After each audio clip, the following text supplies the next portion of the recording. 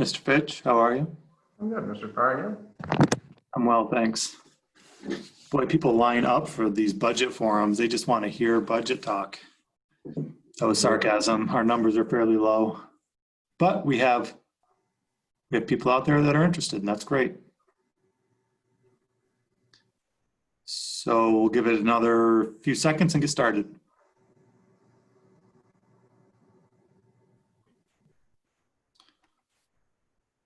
All right, might as well get started now.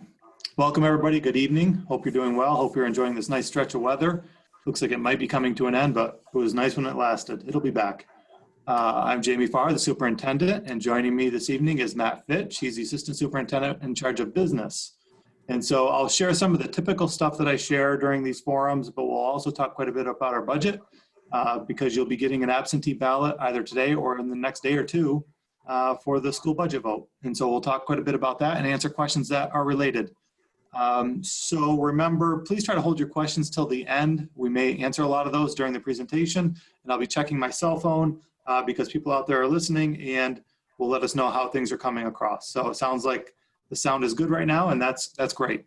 So let's jump right in. I will share my screen eventually. Okay.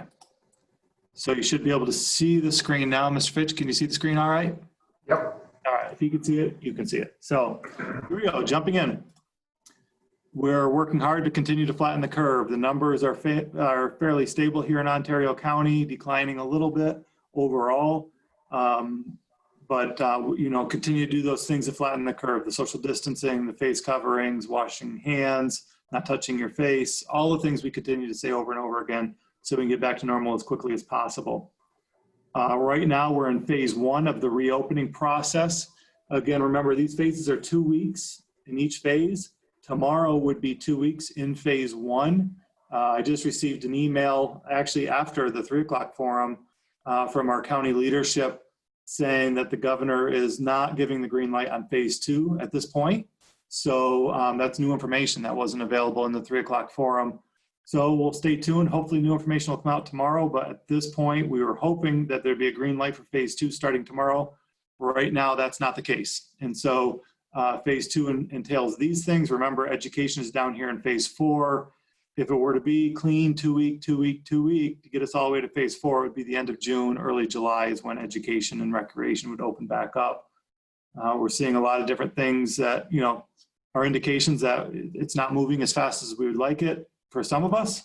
And for example, CMAC announced today that all their concerts have been canceled for the summer, which is really disappointing news in a lot of ways for the folks at CMAC, for our community, for the economy.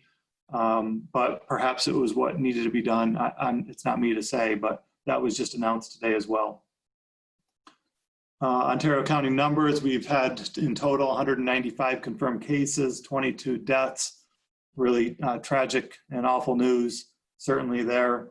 But we had no new cases, I believe, yesterday, and I'm not sure what the data reveals today. I hadn't had time to look at it. They usually update it around 3 or 4 p.m. each day. But go to Ontario County Public Health website, and that's where the most updated information is. I announced last week that this is all tentative and pending the governor. He could issue executive orders that override this, but at this point, we are looking for the last day of new content for students to be June 11th. Remember, we didn't have April break. We worked through April break, so push things back. The last day of new content would be June 11th for students. That would mean Friday, June 12th, Monday the 15th, and Tuesday the 16th would be days for students to make up any work that they were unable to accomplish up until that point, kind of like makeup days. And then that would give June 17th and 18th for staff to finalize everything, grades and all the finishing touches before we can begin summer cleaning and kind of summer preparations. So for staff, their last day would be June 18th. For students, technically their last day would be June 16th.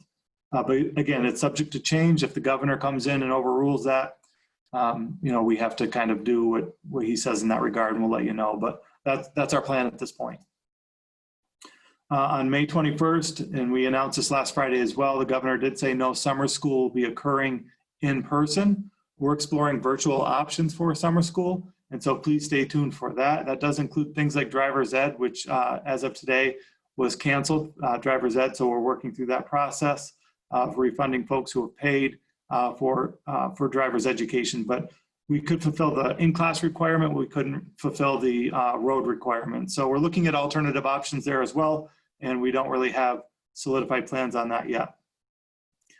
The governor's office, last week they did state that they were going to provide guidance. It was in conjunction with the Department of Health, the State Education Department, and the governor's office. They were going to give us guidance on graduation ceremonies. And the quote was that the governor realizes the extreme pressure principals are under from their communities to do some kind of a commencement, and that they would be releasing guidance soon to alleviate that pressure.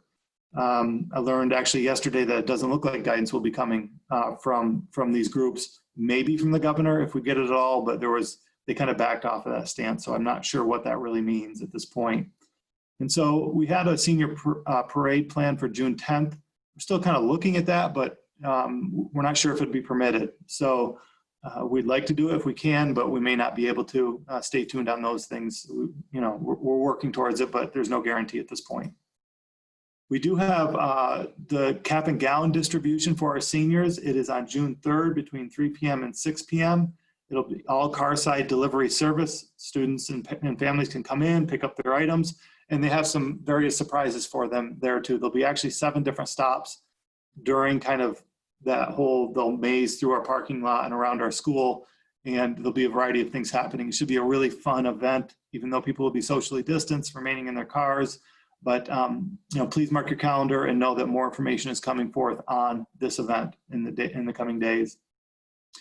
The last time we talked about commencement, I shared 3 different options, and I heard from a lot of folks, students, staff, community. After we shared those 3, we surveyed students, and now we're actually up to 5 different concepts for commencement. And let me just talk briefly about those. We would do a traditional commencement at CMAC on June 28th at 11 a.m. So everything is normal. Nothing changes from previous years.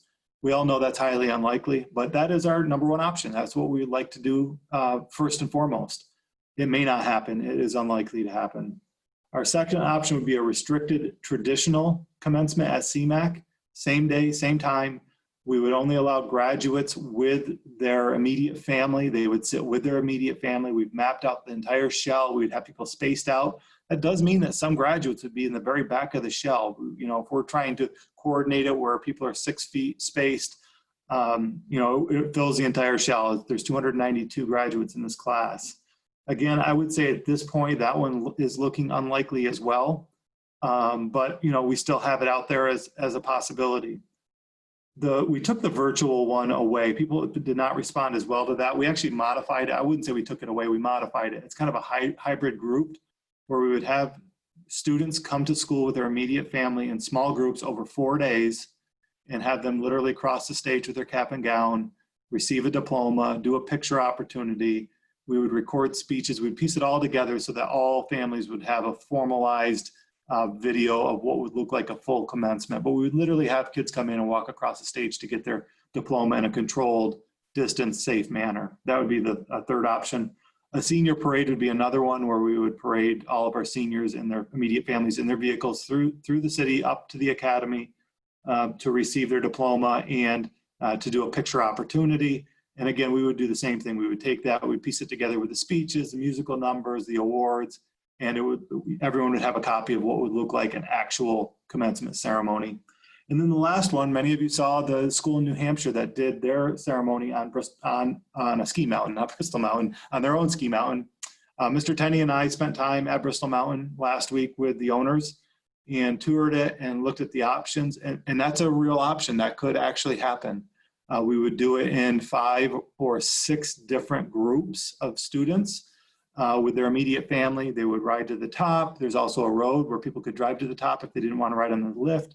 They would receive their diploma. They would have a beautiful backdrop for a picture opportunity. And we would make a big deal out of that. But then again, we would piece it together with speeches and awards and musical numbers, and people would have a video to watch of what would look like a commencement. So these are our 5 options now. And we will make a final determination on June 8th. And it really is dependent upon what we're allowed to do. Right now, we're being told from the governor's office there's very little we're allowed to do. And so we'll continue to advocate for us to be able to do something of this sort because we believe our seniors deserve it. They deserve a commencement that's memorable in a positive way. And so we're continuing to look at that. So hopping into the budget piece now, really important to note before I turn it over to Matt to talk a bit that this year it's 100% absentee ballot, that we've mailed over 18,000 absentee ballots out to families in the community with postage paid return envelopes. When you receive those, what I recommend is you fill them out as soon as possible and send them right back, because if we don't have them by June 9th at 5 p.m., we close the polls and it won't count. And so make sure you do that. In there will be several propositions, be the budget, a capital project, board elections, transportation, and Wood Library. We'll talk about all of those through this. This is a particularly difficult budget. Matt Fitch and I and many of us have been through what was the Great Recession in 08-09, when districts across the state had to make pretty substantial reductions and cuts, significant cuts.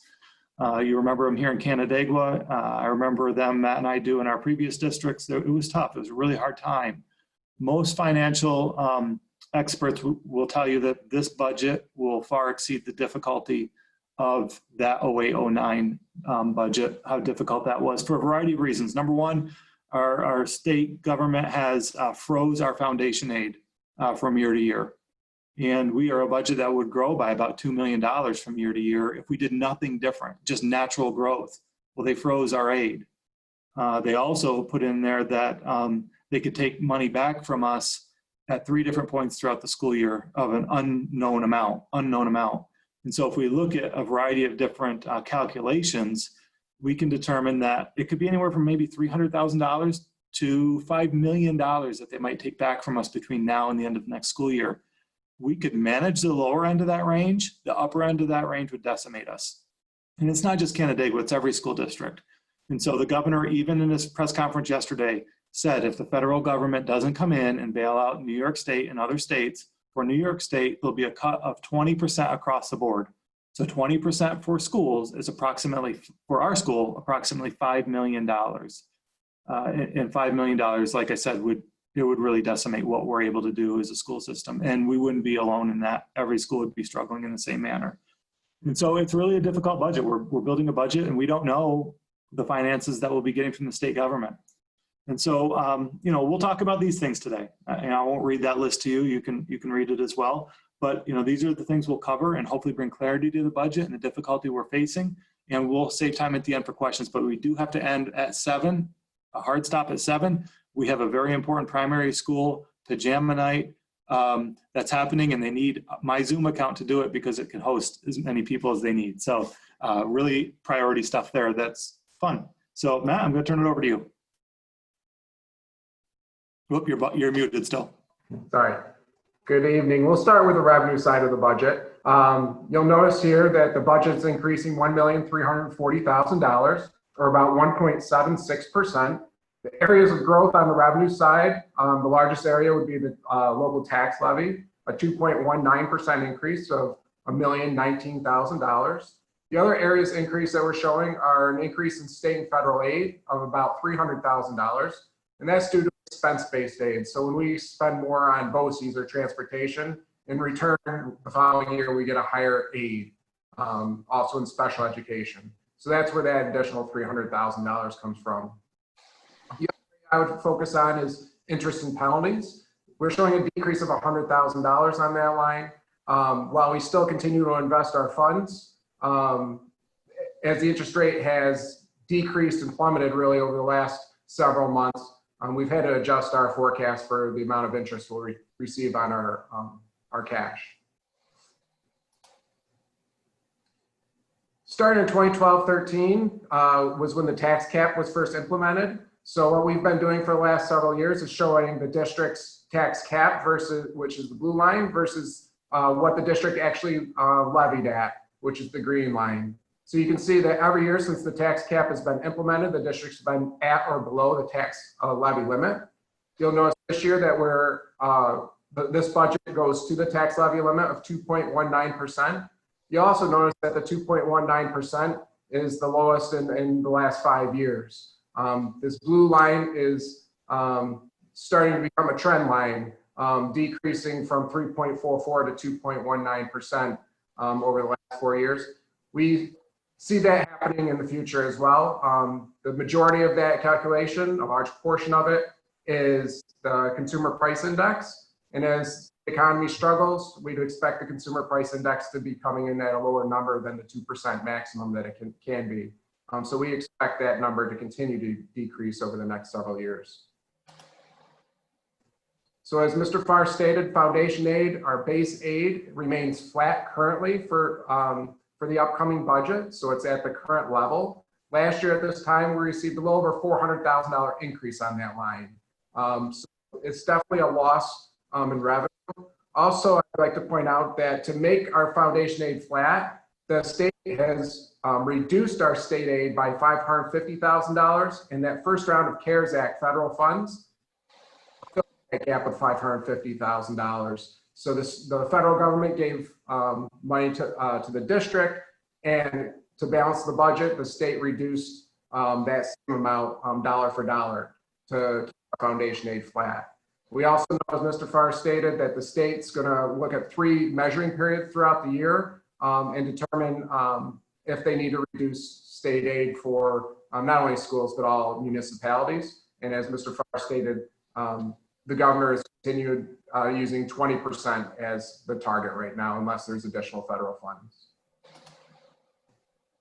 On the expense side, you'll notice the majority of the expense is going to be in program. That's going to be anything that the students are come in contact from day to day. Going to be teachers, teaching assistants, teaching aides, the buses, all of that is going to go in the program. You'll notice that's the largest part of our budget. It always will be, and it's the area that increases the most.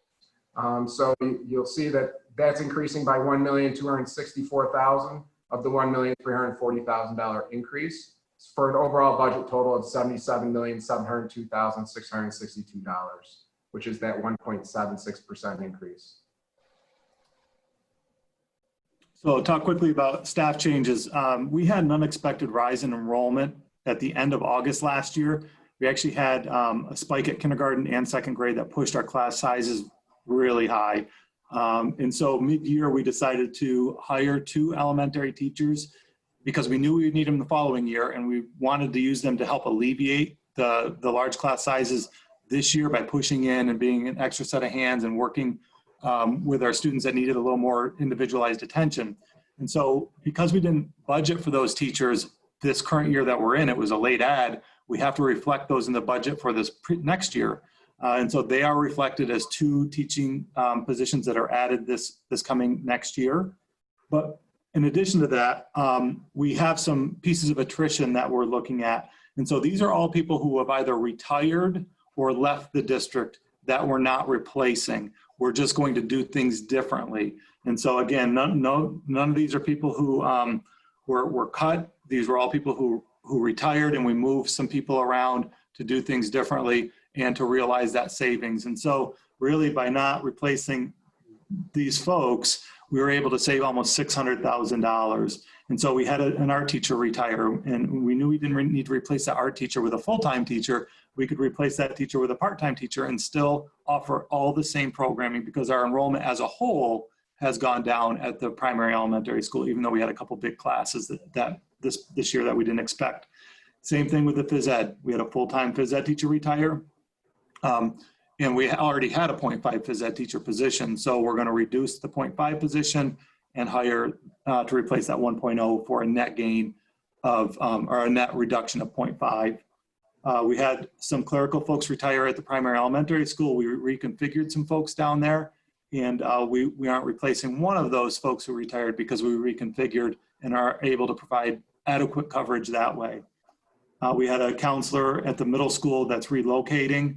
And so we've taken a counselor from the academy level and moved them down to the middle school, and aren't replacing the middle school counselor who relocated. We're just moving people around there.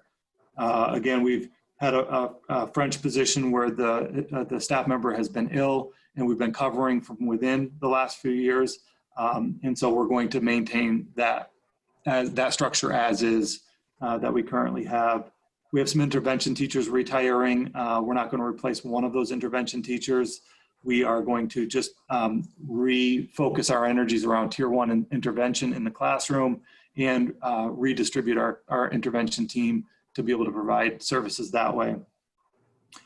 We had a nurse retire at the academy. And so what we're doing is we're actually returning the full-time nurse that we had placed at St. Mary's to the academy, and we're providing St. Mary's coverage as we're required to through our nurses at the primary elementary school. They'll provide daily coverage over at St. Mary's to provide the coverage, like I said, that we're required to, and we're not replacing the one nurse that did retire. Same with a reading teacher at the middle school who's retiring. We're not going to replace her. We may have a shared staff member between the academy and the middle school to pick up, of course, some of the reading positions there if it's needed. And we had a social studies teacher retire at the academy that we're not going to replace. We're just going to redistribute assignments. And so we have some of these positions where people have left and retired and we're not replacing. We're trying to find savings now because what we know is the budgetary issue is not just a one-year issue. It's likely to be 2 to 4, maybe even as much as 5 years that we're going to need to be very conservative and careful with our budgeting. And so finding these opportunities to realize savings is incredibly important right now. So within this budget, there are 2 capital outlay projects that we've been doing for a couple of years now, and the $100,000 projects we've been doing for several years. The $100,000 projects at the primary elementary school, that's aided by state building aid at 73.2%. So that work includes the window balances at the primary elementary school. We have difficulty opening and closing those windows as they're not working properly. So fixing those balances will be much needed for the students and staff in those rooms. There's also a $700,000 project for the central receiving and storage facility. Both of these are part of the district's long-range maintenance and financial plans. They'll reduce the spikes to the tax cap and to the budget, and they reduce costs by purchasing our supplies in bulk. We purchase many of our maintenance supplies almost on a daily basis because we don't have any place in the district to store those supplies. So another way to look at our budget, so the appropriations on the left, the budget of $77,702,662. The majority of that is made up of tax levy, the $47,549,000 that you see there in the second column. The remainder of the revenue comes from state and federal aid. Majority of that is state aid at $28,270,658. And then to balance the budget, we will appropriate $1,882,000 in reserves and fund balance. We always project a tax bill on a $150,000 home in our presentations. You'll notice that last year when we were presenting at this time in 2019-20, our estimated tax rate was $19.12. We came in with our actual tax rate when we had the actual assessments. The tax rate for this year was $18.77. The reason the difference is when we do our projected rate, we use prior year assessed values. So typically from year to year, assessed values increase. And so that would cause that rate to come in lower when we get the actual assessed values in August. Last year at this time, $19.12. This year, the actual rate is $18.77. And so projecting next year a very conservative number of $19.18 per thousand of assessed value. So $150,000 home after STAR, we would see an estimated increase of $61.50 on the tax bill. As I mentioned, we use prior year assessed values to come up with the rate at this point. So in 18-19, when we were presenting that budget, the rate was $19.32. The actual tax rate came in at $18.66. In 19-20, as I just mentioned, $19.12 at this time, $18.77 the actual rate. Currently projecting $19.18. It's a conservative number. We would hope that that number would come in lower, but we'll use 1918 for our projected rate. So every year is a multi-year budgeting. We don't just look at the year, we look at multiple future years. This year's it's extremely important, simply because of all the unknowns that we're dealing with. We don't know what the state aid is going to be even this upcoming year, much less than multiple years from now. Will it stay flat? Will it be reduced? And how long will that continue? We know the consumer price index will most likely be forced lower due to the the economy struggles, and so that will potentially lower our tax cap calculation. So our two main sources of revenue could be really compressed, not only this upcoming year but in future years. Our contributions to the teachers and employees retirement system, the percentage, the contribution rate is based mainly on the retirement system's 5-year returns on the stock market. Obviously, the stock market's been down this year, and I'm assuming the returns are going to not be where they anticipated them to be, which would cause our rates, our contribution in those for those to be higher. And then obviously, what will health insurance rates be in the future? What will those increases be? Especially with the COVID-19 pandemic, will that cause a larger increase than we typically would see? All 4 of these are going to be major factors in our budget, and all 4 of them are things that we don't control. They're set for us. So we have to be conservative in our budgeting and preparing so that we can make it through this pandemic, this economic crisis, and come out of it in a good shape. So there's multiple propositions, as we talked about. Proposition number 1 is a capital project. It's a $61,700,000 capital project, of which we do have a capital reserve that's full. We have $10,600,000 in that reserve that was approved by voters years ago, and that is a full reserve. And so it'll be funded between state aid and the capital reserve, and it'll have no marginal increase on the tax levy to complete this project. We're coining this project, we're titling it Asset Preservation and Safety. What you'll find as I talk a bit about the project is this is not at all focused on wants, it's completely focused on needs. And so it's preserving our assets, our beautiful facilities, our historic facilities, and it's increasing our safety measures. And so let me jump into that a little bit and talk about what it looks like. So work will actually touch every facility on our campus. This work is probably 4 or 5 years overdue. And the reason it's kind of delayed is when we probably should have went out with the capital project was Leonardo's last year prior to me getting here. And purposely, the district decided to hold on, let's wait until the new superintendent's here and then we'll go out. And so when I came here, we actually started having issues with the previous capital project. And we consciously decided that it wasn't a good idea to go out with the new project when our previous project still needed some things to be finished up properly. And so that's been remedied and things are in good shape there. And now it's time. And so here we are ready with this project. In an ideal world, we do a project every 4 or 5 years of a much smaller magnitude, and could really maintain our facilities in that fashion. So these are things that we don't just create a list of things to do. In fact, by law, we actually have to hire an independent firm to come in and do what's called a building condition survey. So they come in, they spend a lot of time on our campus touring our facilities, and they create a list of really liabilities that the district needs to address. And so because we have historic buildings, our list of liabilities, they're long. And so when I said our project is $61 million, if we were to address everything that was in the building condition survey, it would easily be double that. And so what we had to do is really prioritize what are the most urgent burning issues in this project. And so here's the reality. Our boilers in pretty much every one of our facilities is beyond life expectancy and failing. And so we've had days in the winter where wings of our building, we couldn't maintain heat because the boilers were failing. At the primary elementary school, it's actually heated through a steam boiler that's not efficient at all. It's about 40% energy efficient. So we want to actually switch that over to hot water boiling system that is in the 90% efficiency rate and really could help with moisture issues that we've been battling at the primary elementary school for years now by switching away from steam.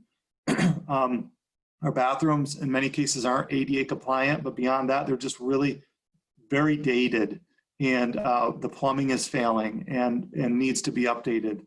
We presented this at Rotary about a week or so ago, and Dr. Eubing is in Rotary. He was the former superintendent 4 superintendents ago, and he laughed and said he remembered when these bathrooms were on the list when he was doing capital projects. But at that time, when you prioritize, some things don't rise to the top. And he was superintendent well over 20 years ago here. So now these things are at the top, and because they are deteriorated and they do need attention. We'll show you some of that. Some of our gymnasiums, just the flooring, and not replacing the flooring, just refinishing at the primary elementary school, the padding for safety purposes, the windows that are operational or don't work properly, or the ventilation units really is the primary thing in there. And so that would be looked at. Classroom updates at the primary elementary school specifically are kind of the focal point. I'll talk more about that shortly. The cafeteria and kitchen at the primary elementary school needs a lot of work. Those are original to the building. And I'll talk a little bit about that shortly.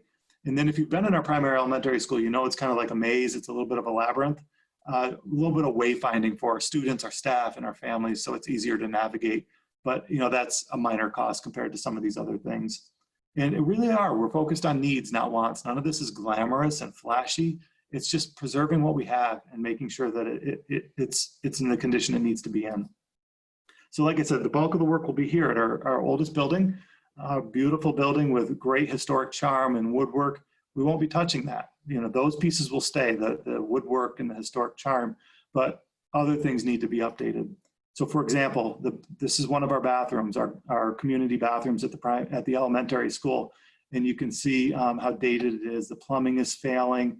The plaster on the wall is peeling away and non-operational, and just really in difficult shape. The tile is, although our maintenance and custodial group, they do such great job in the complete facility, you can only clean the grout and the tile so much, where they just kind of carry their own smell from that point forward. And these need to be updated. You see these, the urinals, they go all the way to the floor. Again, this is another one of our bathrooms with the plaster coming off the wall. This is foundation block. That would stay. It has to stay. We can't do much about it. Could tile over it, but other than that, it has to stay because it's foundational. But updating these facilities, you can see the erosion and how it's corroded. Just putting new fixtures in here, new tile, freshening up the space is all it really boils down to. And so, we're not looking to do anything major, just new fixtures, new tile, new flooring, and bring in some of that school color too, that school pride. So if we're doing the new tile and flooring, might as well do it in cherry and gray. This is a classroom at the primary school, and many of our classrooms at the primary school have bathrooms in them. They're not ADA compliant, and so we need to build out the wall a little bit and make it ADA compliant. We need to replace the flooring that is starting to peel up. Same thing with the cabinetry and countertops here. The laminate is starting to peel away. We battle with kind of mold and moisture in there because it is dated and old. The cabinetry doesn't close properly, and it's just not in really good shape at all. So trying to address that is a big part of this project. Some of the classrooms have carpet in them that have been original. And so as you can imagine, we clean the carpets, but it's time to bring those out and not have an affixed carpet in these rooms, and do something different that's more cleanly and just in much better shape. This is kind of another look at a classroom, and we have this issue in the primary, elementary, and middle school. These classroom doors with the large glass panels, I hear from staff, students, and parents all the time that poses a safety concern. And so it's replacing these doors with a solid door that has a smaller window panel as required, and it would really help with our safety. And you can see the flooring here again. They're starting to peel away, and just needs to be replaced. Many of our ceilings have already been redone, as well as LED lighting, so it's a lot more energy efficient. But where that hasn't been done, that would continue to be done. And so what a classroom would look like, nothing flashy. Again, it's new cabinetry, new millwork, new cabinets, new countertops and sinks, and new flooring and new ceiling and a fresh coat of paint. So it's just freshening up the classrooms. This is the primary school cafeteria area. We have, the space will be kind of opened up and new walls will be put up. So this is a divider wall that's tiled, and tile actually reflects sound and makes it louder. And that's certainly not what we want in a primary or elementary school cafeteria. So it's taking these walls out and doing something a little more strategic like this. So they're angled walls, there are sound panels above, and bringing in the school colors and bringing in hand washing stations in the cafeteria, 2 of them. There's one around the corner here too. And so with these angled walls, the line of sight for monitors is everywhere. They can see the entire place from each of the sections, but they can section them off, keeping the same furniture that we have. It's nice furniture we purchased not too long ago, but really making it a much nicer space and more user-friendly, cleaner. The kitchen also, that kitchen cooks for the entire primary elementary school student body, and it's original. The equipment's original. We literally cook on an oven that was used off of auction in the 1950s, which is great. They made them great back then, but the reality is when they break, we can't fix them because you can't find parts for them any longer. And so we need to address the equipment in the kitchen area as well, and the workflow as well. And so that would all be addressed, and that's a bigger piece of this project. This is a picture of our boilers, and as I said, they were failing. You can see specifically how old they are by looking down here, the corrosion. Again, we struggle to keep them running at times, and they're all well beyond life expectancy and need to be addressed. And that's a big bulk of the expense. Again, it's not flashy, it's not wants. These are things that are needed. This is a middle school bathroom. We would renovate the bathrooms at the middle school as well. They're in a similar position as the primary elementary school, just really dated, failing fixtures and plumbing that just need to be refurbished. And they'd be refurbished in a similar manner that the elementary school that I showed you on that one. Also, another thing, if you look at our parking lots, and it's not just the middle school bus drop area, you can see the crumbling of the pavement. It's at the academy too. We really need to remill these and repave all of these. They're in rough shape. And should this budget capital project pass, we're probably another 2 or 3 years away from being able to do this work. And so what kind of condition will they be in at that point? Our grounds crew does a great job patching these potholes, but after our hard winters every year, we have to redo it. And they're just in really rough shape and need to be addressed. And so as you can see, nothing glamorous. I mean, there's other pieces too. For example, at the field house at the academy, those the block windows at the top of the field house, they have issues and water is getting in there. And so we need to repair that. The bleachers in the pool, they're old and the metal frame is corroding. The wood bleachers are deteriorating and they will become a safety hazard. So we want to pull those out and replace those with a more durable plastic bleacher system. Things like that. It just adds up. But the primary piece is the bathrooms, the boilers, and the parking lots. Those are some of the most expensive pieces, and some of the doors and millwork in the classrooms. Matt, do you want to talk about the financing piece? Sure. Our local debt service is the amount of expenses we have for debt less the state aid that we receive on them. So that's what you're seeing there, what that difference is. And so we've been consistently at this blue line for several years now. The blue line is our current local share of debt service. And what you'll see is that we're retiring debt over time. And when we retire debt, that's a perfect time to be able to do a capital project, to be able to address the many repairs and concerns that we have with the facilities to maintain them. So the line is what the cost of the new project would be. You'll notice that black bar across the top stays stable there up through 2027, and we would see a drop off then. We would need to address, in the future, how we're going to do other capital projects to do continued maintenance. Typically, we'd want to do one every about 5 or 6 years. But right now, it's been several years since we've done a project, and there's a lot to address with this project. So overall, $61,700,000 budget. We're using $10,600,000 in our voter approved capital reserves. Our estimated state aid for this project is 73.2%. It's been that ratio for many years now, and it's the same graph there down below. Also, we have a proposition on the ballot for transportations. Each year we purchase buses. We have about 60 buses that we have, and we have about 52 runs daily. So this year we're requesting to purchase 7 74 passenger buses. We use our transportation reserve and fund balance to cover the cost of those. And I would just add, every year I have a question from a community member, why do we have to purchase buses so often? Well, we have 50 some buses and then other fleet vehicles We're actually on a replacement plan of about 7 or 8 years, replacing each vehicle, which is longer than is standard. Our maintenance crew is great and they keep them on the road a long time, but the amount of miles they put on under the conditions, especially in the winter around here, it takes a toll on our fleet. And so, we drive them as long as we possibly can, but then we replace them and auction off what we have that is coming out of the fleet. I also have questions about kind of our SUVs and cars that we purchase. Sometimes we have to do special transport and we use those vehicles for that because it's only 1 or 2 students. And so people have asked, can't you buy a used SUV or a used car? Well, the reality is we buy these vehicles new at a much reduced cost than what would be market value. And so if we were buying used, we would be spending, the same amount as we would for something that would be brand new because we do get a discount to buy those. And so I just wanted to, state that because I do get that question every year.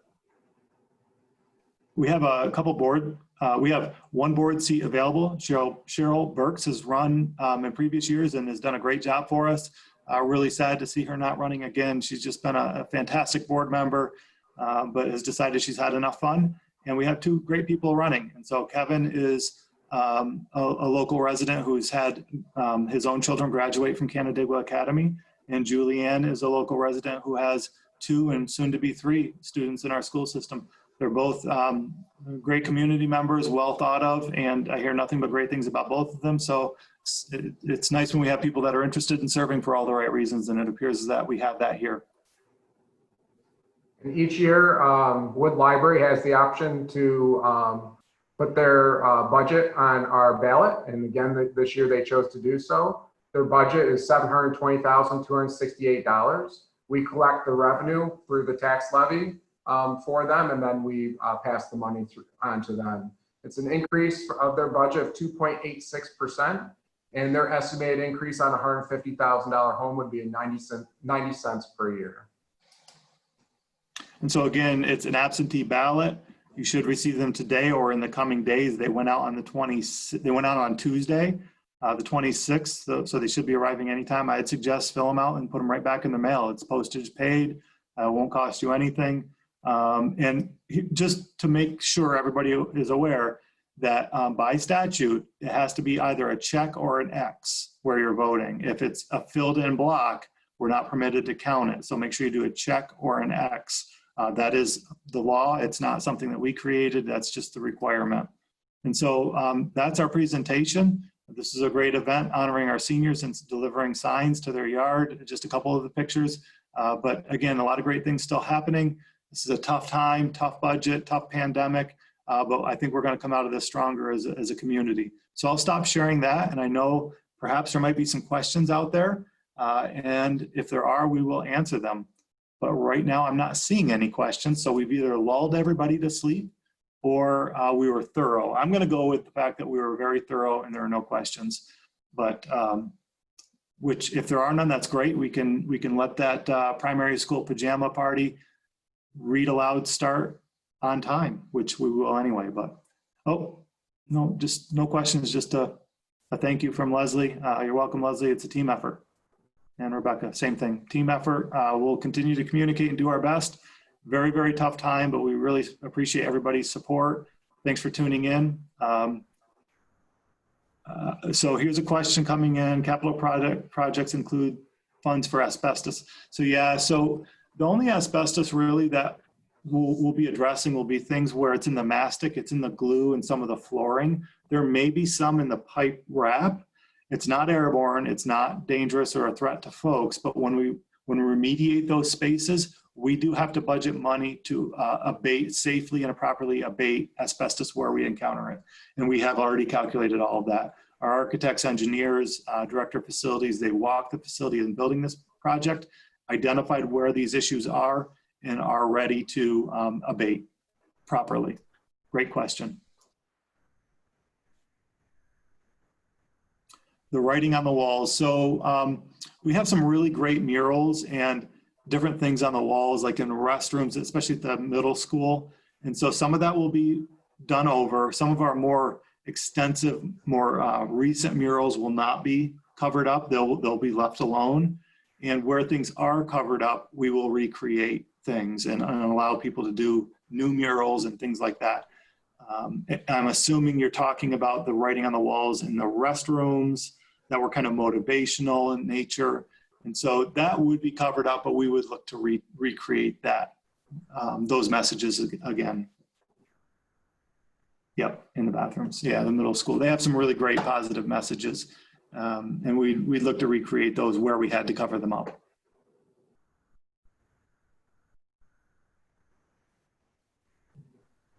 The hard-hitting questions, Mr. Fitch. All right, I'm not seeing any more questions. So thanks, everybody. Really appreciate you taking the time to be here with us tonight. It looks like the sun is out, at least it is outside of my office, and I can see the sun shining behind Mr. Fitch too, so it must be at his house as well. Get outside, enjoy some nice weather. Thanks for all you do. We really appreciate it, and take care. We'll see you soon. See you, Mr. Fitch. See you.